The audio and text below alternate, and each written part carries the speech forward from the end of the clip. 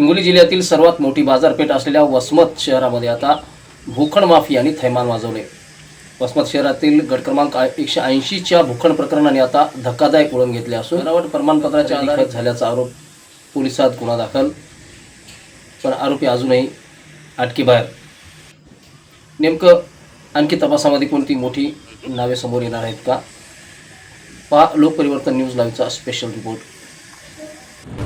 एका भूखंडाच्या खरेदी खतासाठी कथित बनावट प्रमाणपत्राचा वापर, नगरपालिकेच्या अधिकाऱ्याची तक्रार, पोलिसात गुन्हा दाखल, पण आरोपी अजूनही अटकेबाहेर। वसमत नगरपालिकेअंतर्गत गट क्रमांक 180 मधील भूखंड प्रकरण दिवसेंदिवस अधिकच चर्चेचा विषय बनला आहे। नगरपालिकेच्या तक्रारीनुसार सहाय्यक नगररचना अधिकाऱ्यांच्या नावाने कथित बनावट स्वाक्षरी असलेले प्रमाणपत्र तयार करून त्याचा वापर खरेदी खतासाठी करण्यात आल्याचा आरोप आहे।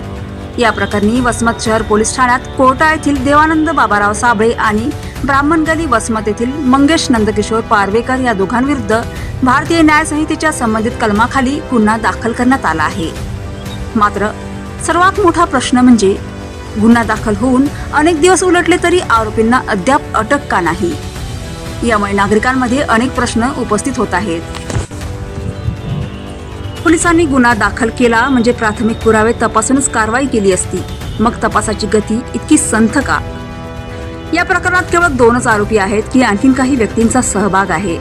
कारण कोणतेही खरेदी खत तयार होण्यासाठी अनेक टप्प्यात प्रक्रिया पार पडते। जर बनावट प्रमाणपत्राचा वापर झाला असेल तर त्या प्रक्रियेत आणखीन कोणाचा सहभाग होता का, याचाही तपास होणे आवश्यक आहे। सध्या पोलीस तपास सुरू असल्याने कोणालाही दोषी ठरवणे योग्य ठरणार नाही। मात्र तपासातून सत्य बाहेर येणे तितकेच महत्त्वाचे आहे।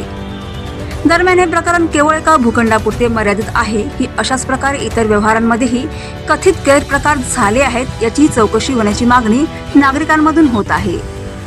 गुन्हा दाखल असूनही आरोपी अटकेबाहेर का? तपासाला विलंब नेमका कोणत्या कारणामुळे? आणखीन आरोपींची नावे समोर येणार का? बनावट कागदपत्रांची साखळी किती मोठी आहे? या प्रकरणामागचा मास्टरमाइंड कोण आहे? या संपूर्ण वसमतच्या गट क्रमांक 180 भूखंड प्रकरणात गुन्हा दाखल झाला आहे। मात्र तपास अद्याप सुरू असून आरोपींना अटक झालेली नाही। या प्रकरणात आणखीन धक्कादायक खुलासे होणार की तपास इथेच थांबणार, याचे उत्तर येणाऱ्या काळात पोलीस तपासातून स्पष्ट होईल। तोपर्यंत या प्रकरणावर लोकपरिवर्तन न्यूजचे बारकाईने लक्ष राहणार आहे। Bureau report, Lokparivartan news, Vasmat.